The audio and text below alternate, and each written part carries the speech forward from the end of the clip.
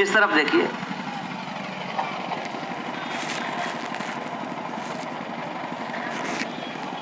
اللہ رب العزت نے ہمیں اور آپ کو جو زندگی دی ہے یہ بڑی قیمتی زندگی ہے۔ اللہ پاک نے انسانوں کو کی جو زندگی رکھی ہے وہ 5 عالم میں رکھی ہے۔ سب سے پہلے ہم انسانوں کو اللہ پاک نے عالم ارواح میں پیدا کیا، روحوں کی دنیا میں، اور تمام روحوں سے اللہ نے اقرار لیا، الست بربکم، کیا میں تمہیں پالنے والا نہیں ہوں؟ یعنی یوں کہ تمہاری تمام ضرورتوں کو پورا کرنے والا کون ہے؟ تو سب نے کہا تھا قالوا بلا، بے شک آپ ہی ہیں، بے شک۔ اچھا یاد ہے کہ بھول گئے؟ یاد ہے کہ بھول گئے؟ کسی کو یاد نہیں ہے،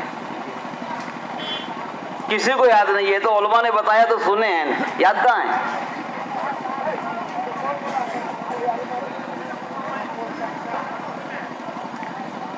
آدم علیہ السلام کی ذریت کو اللہ پاک نے سامنے کیا تو اس میں ایک بڑی خوبصورت روح نظر آئی۔ آدم علیہ السلام نے عرض کیا کہ باری تعالیٰ یہ کون ہے؟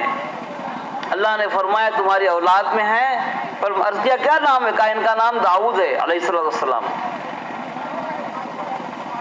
پوچھا یہ دنیا میں ان کی عمر کتنی ہوگی؟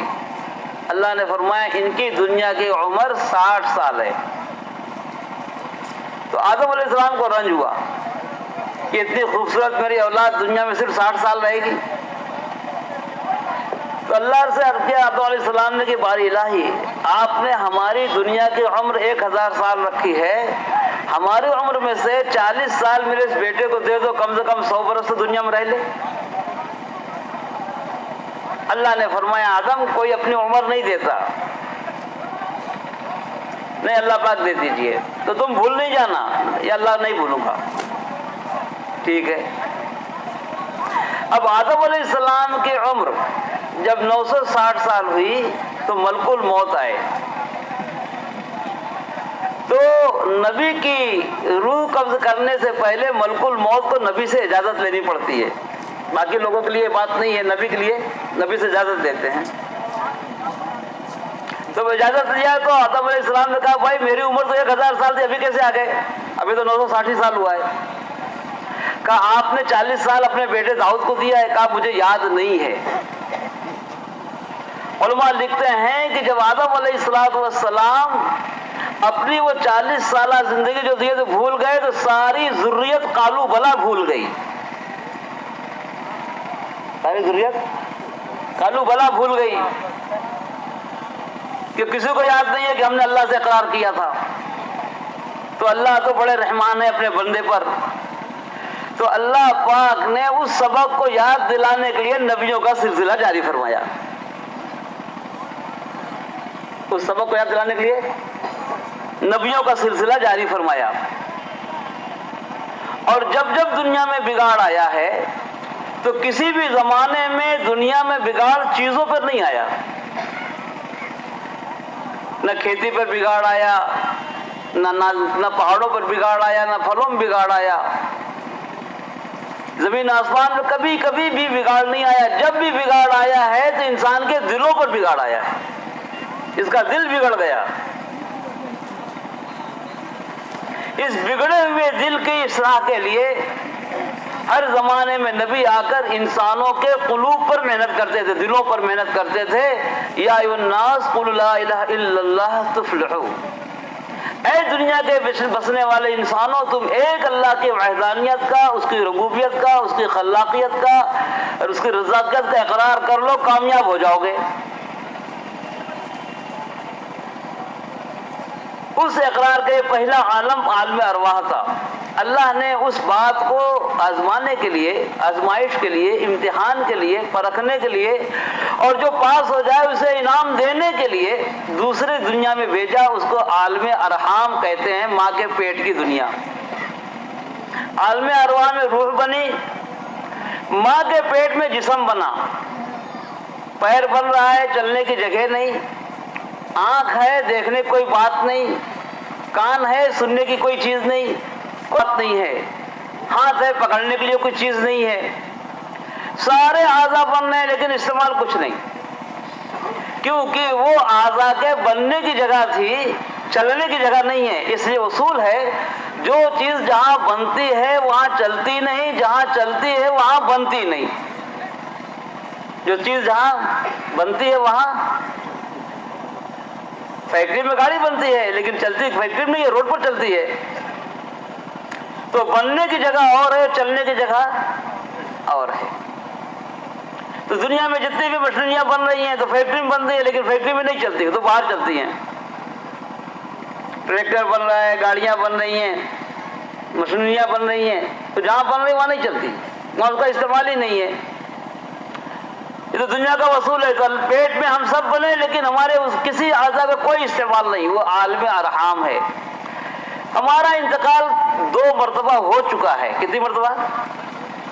انتقال کے معنی ہوتے ہیں منتقل ہونا۔ مرنا فارسی جملہ ہے، ہندی جملہ ہے ہی نہیں۔ مرنا فارسی جملہ ہے، اس کا مطلب ہے گزر جانا۔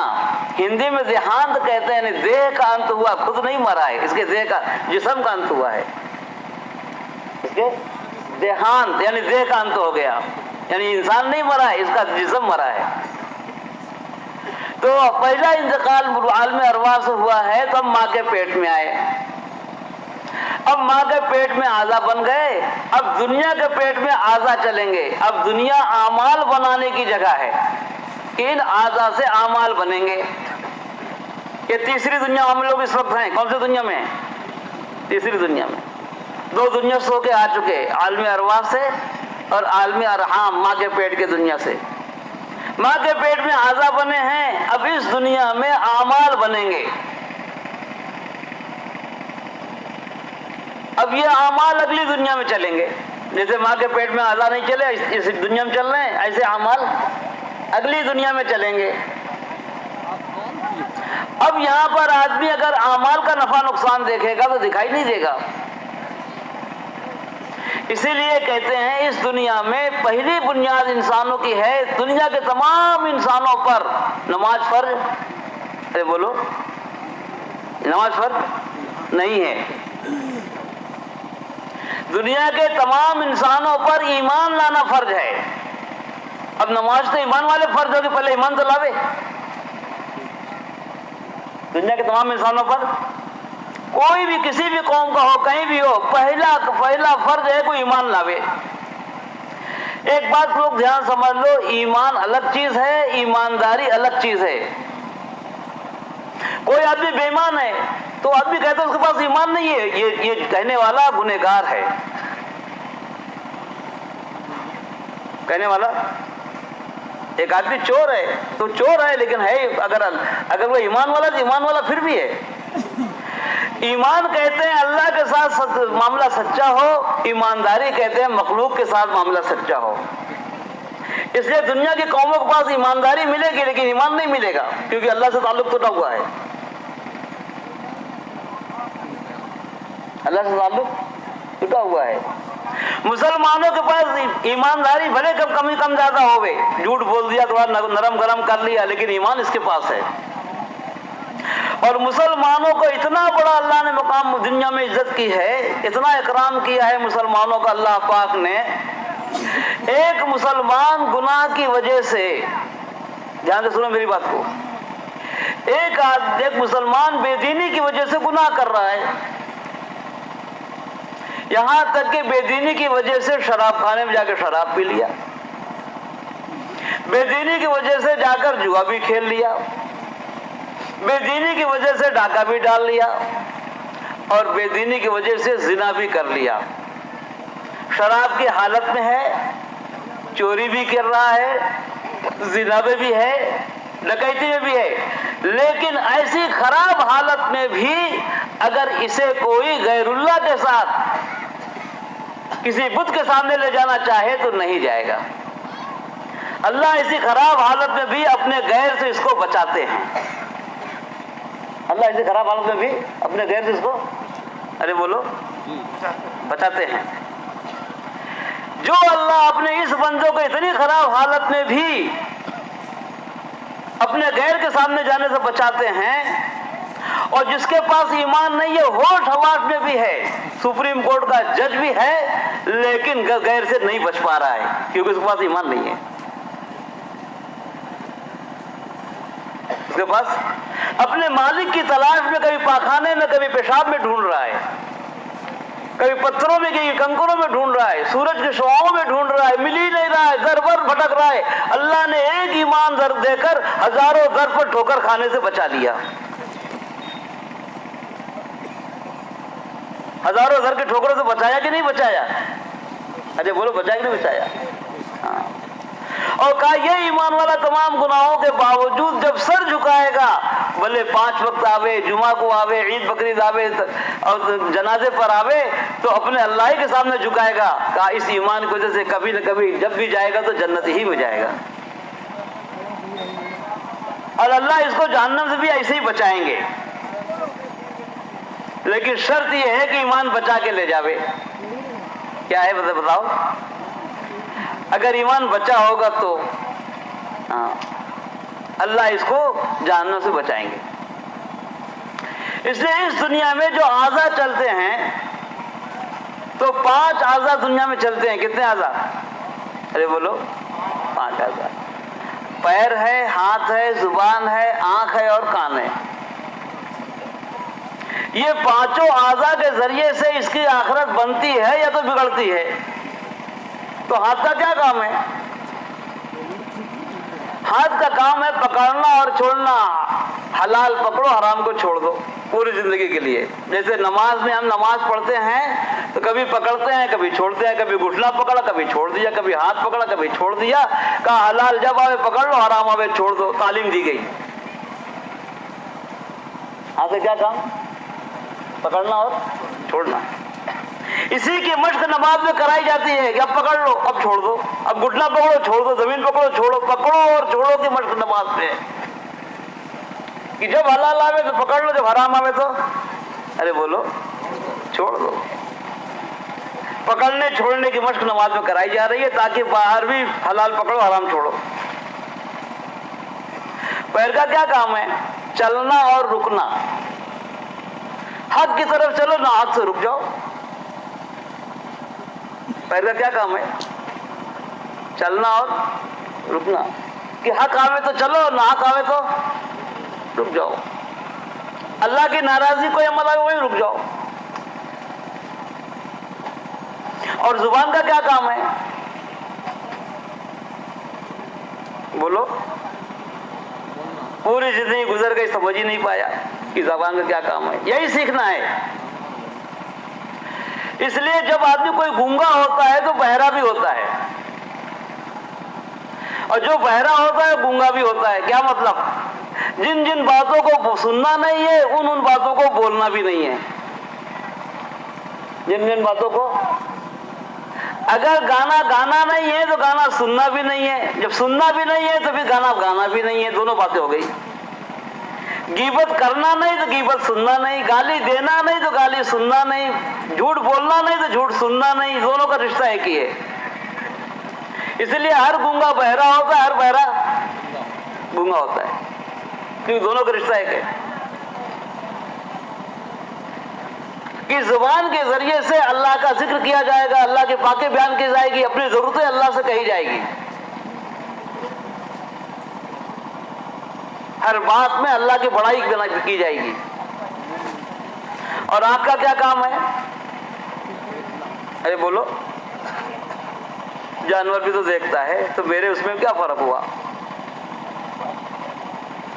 آنکھ کا کام یہ ہے کہ کسی بھی چیز کو دیکھو تو اس بنی ہوئی چیز کو دیکھ کر بنانے والوں کو پہچانو.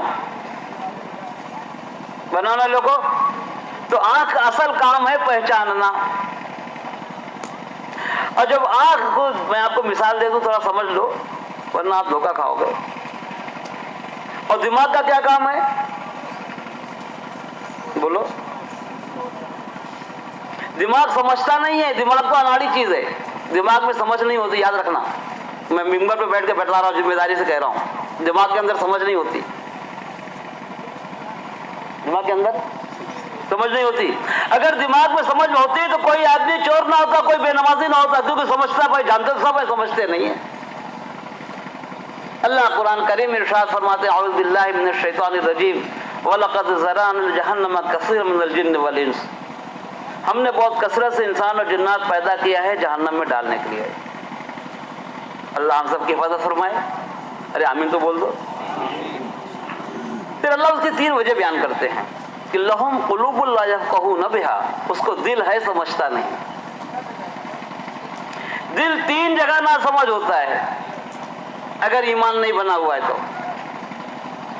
3 जगह ईमान जाहिर होता है, 3 जगह इम्तिहान होता है कि इसके दिल में ईमान कितना घुसा है। 3 जगह क्या होता है? जाहिर होता है अगर दिल में नहीं पहुंचा है तो। खुशी में, गम में, गुस्से में जाहिर होता है। गुस्से में अंदर का माल बाहर आता है। अभी तक तो सुभान अल्लाह था और गुस्सा आया तो तेरी मेरी शुरू हो गया, तो मतलब अंदर गंदा माल भरा हुआ है। क्यों जी? गुस्से में जाहिर हुआ, अंदर माल भरा हुआ है।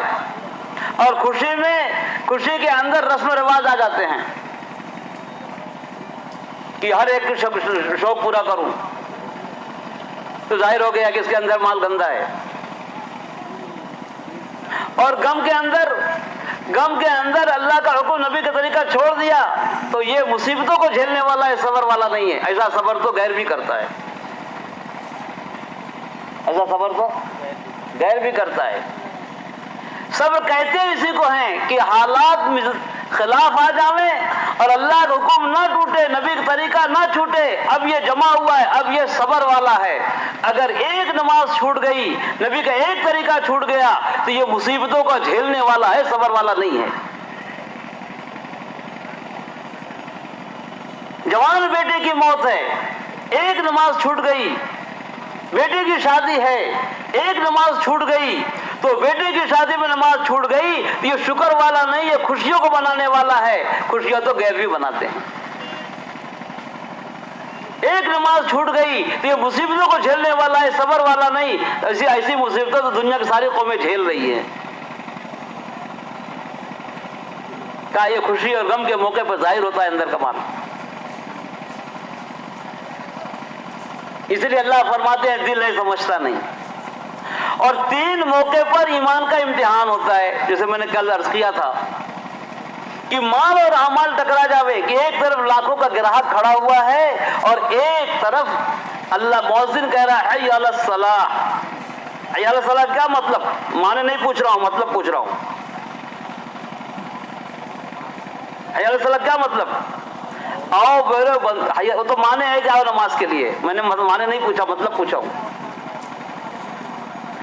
हय्य अलस सलाह, ऐ मेरे बंदो आओ मेरी मान लो। हय्य अलल फलाह, फिर तुम जो कहोगे मैं मानूंगा। तर्जुमा तो वो है कि आओ नमाज के लिए, आओ कामयाबी के लिए, लेकिन उलमा ने दूसरी तरह से मतलब समझाया है कि हय्य अलस सलाम, आओ मेरे बंदो मेरी मान लो। हय्य अलल फलाह, फिर तुम जो कहोगे मैं मानूंगा, पहले तुम मेरी मान लो।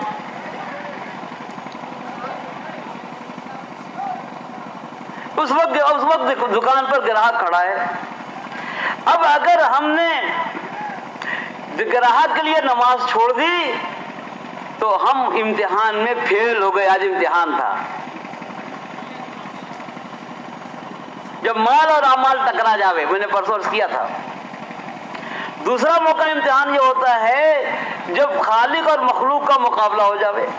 ये काम करने जाता हूं तो मखलूक नाराज हो रही है, लेकिन अल्लाह राजी हो रहे हैं। अल्लाह, मैं मसला नहीं बात कर रहा हूं, लेकिन एक उसूली बात कर रहा हूं। मसाइल तो उलमा से सीखिएगा कि एक आदमी अपने बेटे की बारात, बेटी के में नहीं जाता कि भाई लड़की के घर में शादी के खाना, वो तो इस्लाम में है ही नहीं। लड़की के यहाँ खाना, दूल्हा भी अगर खाएगा तो रस्म का खाना खाएगा, भले दावत का काट दिया हो तो भी दावत का खाना नहीं है। अल्लाह के नबी पाक सल्लल्लाहु अलैहि वसल्लम इरशाद फरमाते हैं, ज़माने जहालत की तमाम रस्मों को मैं अपने पैरों तले रौंदता हूँ। अब हमारे नबी ने तो रस्मों को मिटाया था, मैं खाकर जिंदा कर रहा हूँ। बोलो आज इम्तिहान में पास हुआ कि फेल हुआ? आज फेल हो गया। یہ مثالیں دینا سمجھنے کے لیے. اس لیے کہا کہ دل جو ہے اس وقت بھی ناسمجھ ہے کہ اللہ کو خوش کرنا چاہیے تھا، مخلوق سے کیا لے دے رہا. کہا کہ دنیا میں ہر چیز خرید کر لاتے ہو تو پیسہ دے کر لاتے ہو، اور بہو لاتے ہو تو اس سے پیسہ لیتے ہو، اس سے زیادہ ظلم کیا ہے؟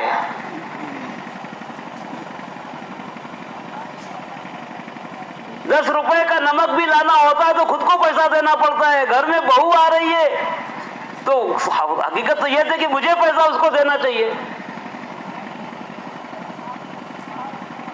ہمارے ایک مفتی صاحب دوست ہیں، کم عمر کے ہیں، یعنی کم عمر سے برا مجھ سے 20 سال کے چھوٹے ہیں. کہنے لگے میری شادی میں پورا ولیمے تک کا خرچہ 25 روپیہ لگا ہے. نکاح میں، رخصتی میں، ولیمے میں کتنا خرچہ ہوا؟ ارے بولو. ہاں دیکھو نبی کا طریقہ ہے. ہم نے کیسے ہوا؟ کہا کہ میں دارالعلوم دیوبند میں پڑھ رہا تھا، افتاء میں مفتی بنا اور پگڑی بندھی تو میرا نکاح وہیں پگڑی بندھنے ٹائم ہو گیا، 1 روپیہ خرچہ ہوا نہیں. گھر آ گیا، رمضان شریف کا مہینہ آیا تو عید تھی، تو ہم نے اپنی والدہ سے کہا امی عید آ رہی ہے، میری بیوی کو تو گھر پہ لاؤ. تو میری امی گئیں برقع پہن کر اور ہماری بیوی کو برقع پہنا کر پیدل لے کے چلی آئی گھر میں. 1 روپیہ خرچہ ہوا نہیں، بیوی گھر آ گئی. کہا دوسرے دن ہم نے 25 روپے کی جلیبی لیا، چند دوستوں کا، لو ولیمے کی نیت سے کھا لو، سنت ادا ہو جاوے. کام ہو گیا میرا کام. بیوی بھی گھر آ گئی، ولیمہ بھی ہو گیا، رخصتی بھی ہو گئی. پورے سنت کے مطابق کام ہو گیا. کیوں جی ہوا کہ نہیں ہوا؟ ہاں. یہ کون زندہ کرے گا؟ اسی لیے امام غزالی رحمۃ اللہ علیہ نے دین کے 10 شعبے لکھے ہیں عبادت کے. 4 حق اللہ کے، 6 حق مخلوق کے. نماز، روزہ، حج، زکوٰۃ تو اللہ کا حق ہے، یہ اسلام کی بنیاد ہے. اور 6 حق مخلوق کا ہے، معاشرت کا دین، معاملات کا دین، اخلاقیات کا دین، رشتہ داروں کا دین، پڑوسیوں کا دین، اور قصد حلال روزی کی تلاش کا دین. ان 6 شعبوں میں دین ہوگا تو دنیا کے لوگ یہاں سے دین لے کے جائیں گے. ہمارا 6 دکان خالی پڑی ہے. معاملات کہتے ہیں لین دین کو، اخلاق کہتے ہیں میل جول کو. فَسَارِعُوا إِلَى مَغْفِرَةٍ مِّن رَّبِّكُمْ وَجَنَّةٍ عَرْضُهَا السَّمَاوَاتُ وَالْأَرْضُ. دوڑو ایسی جنت کی طرف جس کی چوڑائی زمین اور آسمان کے برابر ہے، جو تیار کی گئی ہے. الذين ينفقون في السراء والضراء، جو تنگی اور فراخی میں بھی خرچ کرتے ہیں اللہ کے لیے. والقاظمين الغيظ، اور غصے کو پی جاتے ہیں. اور والقاظمين الغيظ، اور آگے کیا ہے؟ والعافين الناس، اور معاف کرتے ہیں. اور واللہ يحب المحسنين، اور احسان کرنے والوں کے ساتھ اللہ محبت کرتے ہیں. حضرت علی رضی اللہ تعالیٰ نے حضرت رضی اللہ کے باندھی وضو کرا رہی تھی، لوٹے سے سر پیشانی زخمی ہو گئی تو غصے سے دیکھا تو باندھی نے پکڑا، والقاظمین الغیظ، کہا میں غصہ پی گیا. تو کہا والقاظمین الغیظ والعافین الناس، تو اس نے پڑھا والعافین الناس، کہا جا میں نے تجھے معاف کر دیا. تو اس نے پڑھا واللہ یحب المحسنین، کہا جا میں نے تجھے آزاد کر دیا. کہ وہ آیت پڑھتی گئی اور یہ عمل کرتا چلا گیا. کہا یہ اخلاقیات ہے، یہ اخلاق ہے کہ غصے کو پی گئے. اس لیے کہا کہ جو حق پر ہوتے ہوئے اپنے جھگڑے کو چھوڑ دے وے، اللہ نہیں فرماتے جنت کے درمیان میں گھر دلا ہوا. حق پر ہے لیکن چھوڑ رہا ہے. اور جو اپنے اخلاق کو اچھا کر لے، اعتراف میں جنت کا گھر دلا ہوا. کریں گے نا انشاءاللہ تعالیٰ. عمل کی نیت سے سنو، عمل کی نیت سے. بات دوسری طرف چلے جائے گا. ہم کو ٹائم آج کم ملا ہے. کل تھوڑا زیادہ ٹائم ہو گیا تھا، لوگوں نے کہا زیادہ ٹائم ہو گیا، لوگ بھوکے رہ گئے. ہاں، اس لیے کہا کہ اپنے ایمان کو، اس ایمان کو بنانا ہے کہ ساری دنیا ناراض ہوئے میرا رب راضی ہونا چاہیے. کوئی بھی ہو، اللہ کو راضی کرنے کے لیے 8 جن کو ناراض کرنا پڑے گا. کتنے جن کو؟ ارے بولو 8 جن کو. کتنے جن کو؟ 8 جن کو. اعوذ باللہ من الشیطان. قل ان کان آباؤکم، اپنے باپ دادا کو، اوپر والوں کو مفہوم میں، وہ ابناؤکم، اپنے اولاد کو، وہ اخوانکم، اپنے بھائی کو، وہ ازواجکم، اپنے بیوی کو، وہ عشیرتکم، اپنے خاندان کو، وہ اموال اقترفتموہا، اور اپنے مال جو جمع کر کے رکھے ہو، اور تجارت تخشونہا، جو کاروبار پھیلا کے رکھے ہو، اور مساکن ترضونہا، اور وہ گھر جس میں رہتے ہو، احب الیکم من اللہ ورسولہ وجہاد فی سبیلی، اگر یہ تمہیں محبوب ہے اللہ کے رسول سے اور اللہ کے دین کی محنت سے، تو پھر احب الیکم من رسول وجہاد فی سبیلی، اللہ کے دین کی محنت سے، احب تو فتربصوا، خبردار رہو، حتی یأتی اللہ بامرہ واللہ لا یہدی القوم الفاسقین، تو خبردار رہو مفہوم میں اللہ فاسقوں کو ہدایت نہیں دیتے. اللہ رسول کے لیے، اللہ کے دین کی محنت کے لیے یہ 8 چیزوں کو نیچے کرنا پڑے گا، ان کو 8 کو چھوڑنا پڑے گا. احب الیکم من اللہ ورسولہ وجہاد فی سبیلی، اگر تمہیں محبوب ہے اللہ سے، اللہ کے رسول سے، اللہ کے دین کی محنت سے، کرو گے نا انشاءاللہ تعالی. ہاں، کہ بدر کے موقع پر حضرت عمر رضی اللہ تعالیٰ عنہ کہہ رہے ہیں اے اللہ کے رسول، میری رائے تو یہ ہے قیدیوں کے کہ بیٹا جو ہے قید ہوا ہے باپ کے حوالے کیا جائے، اور باپ جو قید ہوا ہے بیٹے کے حوالے کیا جائے، اور باپ اپنے بیٹے کی گردن مار دے وے تاکہ اللہ جان لے وے کہ اللہ رسول کے مقابلے میں بیٹے کی کوئی حیثیت نہیں ہے. باپ اپنے ہاتھوں سے اپنے بیٹے کی گردن جدا کرے. عبد الرحمن رضی اللہ تعالیٰ حضرت ابوبکر صدیق کے بیٹے ہیں، وہ اس وقت جنگ میں کفار کی طرف سے آئے تھے. انہوں نے ایمان لانے کے بعد کہا ابا بدر کے موقع پر آپ کی گردن میری تلوار کی زد پر تھی، آپ باپ تھے اس لیے چھوڑ دیا. حضرت ابوبکر صدیق رضی اللہ عنہ فرمایا بیٹا وہ تیرا کفر تھا، اور اگر تیری گردن میرے تلوار کی زد پر ہوتی تو میں تجھے کبھی نہ چھوڑتا، میرا ایمان تھا. ایمان کے مقابلے میں، اللہ کے مقابلے میں مخلوق کی کسی کی حیثیت نہیں. کیا اس وقت ایمان کا فرق؟ پھر ایمان کا تیسرا امتحان ہوتا ہے کہ دنیا اور آخرت